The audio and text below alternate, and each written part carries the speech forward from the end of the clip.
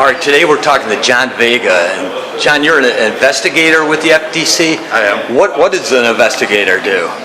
I investigate scams. My job every day is to look at companies that are violating laws, violating regulations, and trying to stop them, finding out who they are, where they are, and trying to stop the practice.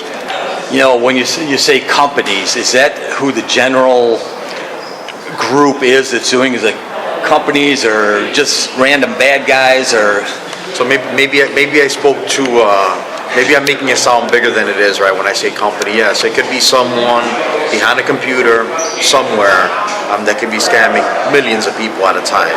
So it can be anyone.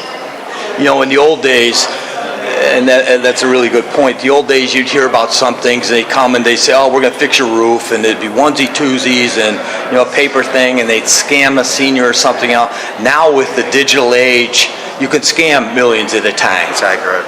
I mean, the losses are staggering. It's in the billions of dollars a year across the U.S. One of the big ones now is these imposter scams. And imposter scams right now, it's the number one way that a scammer is trying to steal your money. If you don't know what an imposter scam is, this is when someone from the government, notice my air quotes, from a government agency that calls you and says, you need to somehow send money. It's an imposter scam. A large company that you may do business with, an Amazon, the Microsofts of the world, the Apples of the world, and they call you and tell you that something is wrong, that you need to pay. It is an imposter scam. It's amazing how accurate they can be in their emails and their phishing attempts, where it looks exactly like Amazon or whoever it might be, and it's very hard to distinguish. So, what should someone do? I would say, first off, these large companies or even the government themselves, they normally will not contact you in this fashion. Even if the email looks legitimate, even if it looks like it's on letterhead and it comes via email, it's not legitimate. If you, for example, received a call saying that there's a problem with your Amazon package, hang up, call Amazon, right? And, get online, contact them directly, find out. My daughter yesterday received a message from Postal Service saying that her package, there's an issue with her package, she needs to contact them. Postal doesn't contact you. They don't have your phone number. So how is it possible you're receiving this message? They are scams. If any government agency calls you and says, "Hey, send us money. We need you to send this money right away," it is a scam. Doesn't matter how legitimate it sounds or looks.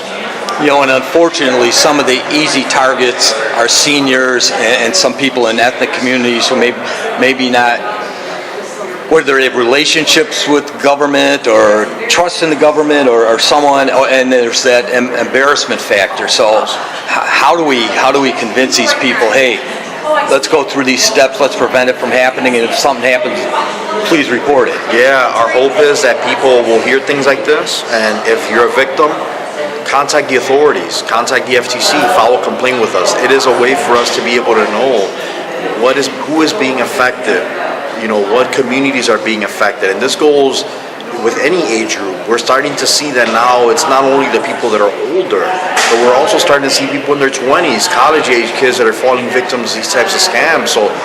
But if we know about it, if other agencies know what's going on, then we can devote resources to be able to stop this, to be able to show people what to do to prevent being a victim. I guess it's a two-pronged approach. The first is prevention, right. And things like this and what you're doing here to get the word out and telling people there's no shame in reporting, and these are experts whose whole life is to try to fool you. But then there's, after that, it's reporting. How important is the reporting afterwards? Reporting is really important because it tells us, again, what age groups, it can provide what communities, what language you speak, what areas. So maybe a particular city in the middle of the United States is being affected by a particular scam. We can know this information. If you file a complaint, it helps for us to know how people are being affected and what resources we can devote, whether that's education, whether that's looking at cases, looking at companies. And again, I use that term loosely, companies, but if we don't know, it's hard to be able to find these people.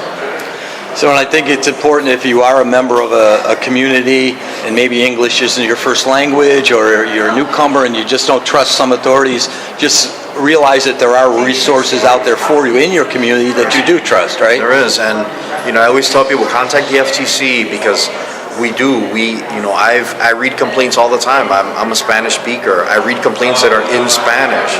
So we do have people, we have translators that will help to be able to put this information in your own language, and it helps us to know how communities are being affected, whether you speak a particular language or you're from a particular country or you're a particular age group.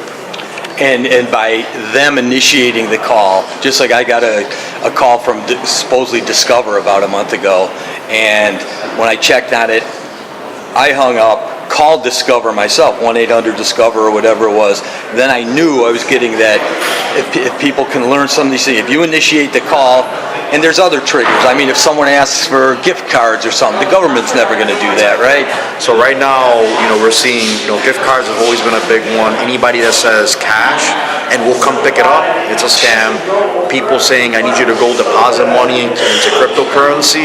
I need you to move your money into a safe account at the government. These are all scams. Never happens. Do not move your money. Do not give cash. Do not buy gift cards. Do not buy cryptocurrency. So, John, does the FTC have resources on the website that We people do, and in different languages. So ftc.gov, which is great for the initial filing of a complaint or just to gain information. Another one that's, that it is also a Spanish version of it, so it's consumidor.ftc.gov. You can also look at identitytheft.gov. It provides all the information necessary if you have been a victim. That's also available in Spanish, robodeidentidad.ftc.gov. So all of these resources are there to try to help. They try to give you information that you'll need and at the same time protect you and your community from these types of scams. Okay, so there's no embarrassment. Better to be paranoid than a victim. FTC.gov is the place to go for resources, multiple languages. All right, we're speaking with John Vega, investor here with the FTC today with some great advice. Thank you, John. Thank you.